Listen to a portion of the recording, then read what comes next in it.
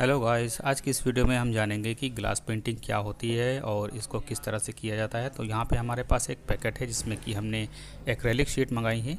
दोस्तों, ये glass painting होती है वो ग्लास पे या एक्रेलिक शीट पे की जाती है, जो कि पूरी तरह से ट्रांसपेरेंट होती है। दोस्तों, ये हमारे पास दो शीट थी, एक शीट हमने ख़राब कर दी है इसको काट कर, और ये शीट हम इसको लेंगे यूज़ में पेंटिंग करने के लिए।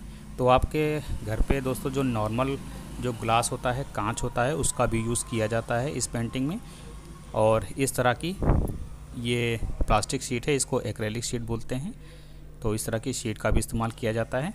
दोनों पर ही ग्लास पेंटिंग बहुत ही अच्छे से हो जाती है।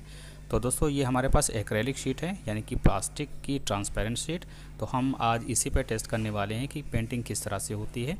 तो यहाँ पे इसके दोनों तरफ लेयर चढ़ी होती है, जो प्रोटेक्शन लेयर होती है उसको हमें हटाना होता है। तो हमारे पास इस तरह का एक कांच जैसा प्लास्टिक मटेरियल निकलता है। आप चाहें तो इसकी जगह पे दोस्तों जो नॉर्मल कांच है वो भी इस्तेमाल कर सकते हैं। दोस्तों, नॉर्मल कांच और ये एक्रेलिक शीट में जो है रेट का जो है काफ़ी डिफरेंस होता है, और इसका प्राइस दोस्तों इतने का है 100 रुपये। और अगर आप कांच की बात करें तो कांच आपको 10 से 20 रुपये का आसानी से मिल जाएगा बाज़ार में। और दोस्तों, ये आपको ज़्यादातर ऑनलाइन ही मिलेगा। तो दोस्तों, आप इसकी फ्लेक्सिबिलिटी देख सकते हैं कि ये प्लास्टिक शीट है, तो इसको हम थोड़ा बहुत मोड़ भी सकते हैं, लेकिन कांच को हम इस तरह से मोड़ नहीं सकते क्योंकि कांच जो है वो टूट जाता है।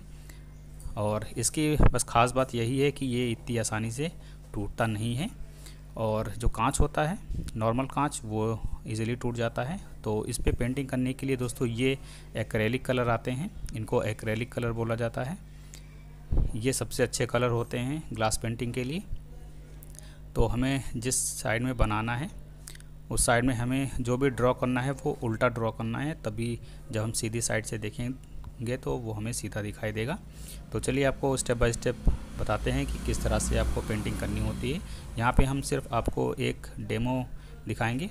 अगर आप इसका फुल ट्यूटोरियल कोई भी पेंटिंग का बनाना चाहते हैं तो अगर आप कमेंट करेंगे तो हम आपके लिए वो भी बना देंगे। तो यहाँ पे हम सिर्फ डेमो के लिए बना रहे हैं। तो यहाँ पे हमने पिंक कलर यूज़ किया है। इस पर हम कुछ भी अल्फ़ाबेट लिखते हैं, यहाँ पे ए और बी लिख के दिखाते हैं आपको। दोस्तों, हम इसमें मिरर जो पेंटिंग करते हैं, यानी कि उल्टी पेंटिंग करते हैं। हमें जो भी लिखना या बनाना है वो उल्टा बनाएंगे, जो कि हमें उधर की साइड से सीधा दिखाई दे। तो दोस्तों, ए का जो जब हम मिरर करेंगे तो वो ए ही इसी तरह से रहता है। तो हमने इसको सिंपली इसी तरह से बनाया। अब भी हम इस तरह से बनाते हैं, तो बी को हमें इधर उल्टा बनाना है। जब भी हम सीधा देखेंगे तो वो हमें सीधा दिखाई देगा। दोस्तों, यहाँ पे हमारा ए हमें इस तरफ लिखना चाहिए था, वो इधर हो गया है मिस्टेक से। तो जो बी है, बी इस तरह से बनाना है फ्रेंड्स। अब आपको जो है समझ में आ गया होगा कि किस तरह से हमें पेंटिंग करनी है। इसको मिरर पेंटिंग बोला जाता है। मिरर, जिस तरह से हमें जो शीशे में जब अपना फेस देखते हैं तो उल्टी साइड में दिखाई देता है, वैसे ही हमें प्रिंट करना होगा। वैसे हमें इसमें जो भी चीज़ बनानी है वो उल्टी ही बनाएंगे, तभी हमें सीधा दिखाई देगा।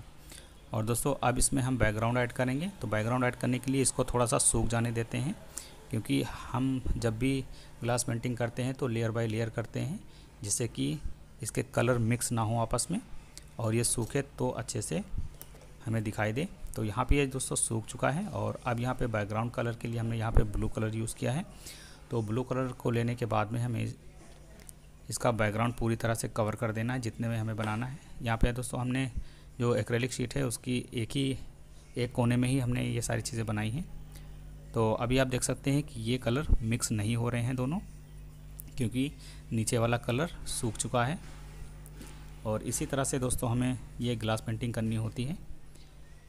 हमें जो चीज़ सबसे ऊपर रखनी होती है वो सबसे पहले बनाएंगे, और जैसे जैसे हम बैकग्राउंड की तरफ जाते जाएंगे वो चीज़ें बाद में करेंगे।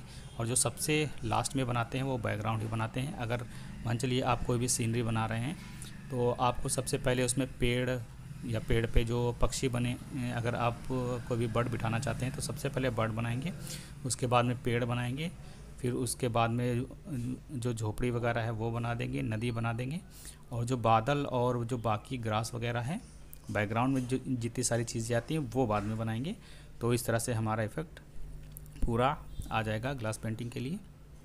तो यहाँ पे देख सकते हैं पूरा सूख चुका है और इस तरह से आप देख सकते हैं कि बी और ए हमें लिखा हुआ दिखाई दे रहा है, जबकि पीछे से हमें कुछ भी नहीं दिखाई दे रहा था। तो इसी तरह से ये ग्लास पेंटिंग जो है की जाती है। उम्मीद है दोस्तों आप लोगों को ये वीडियो पसंद आई होगी। अगर इस तरह की वीडियो और आप देखना चाहते हैं इंटरेस्टिंग, तो हमारे चैनल को सब्सक्राइब कर लीजिए, वीडियो को लाइक ज़रूर कीजिए। धन्यवाद।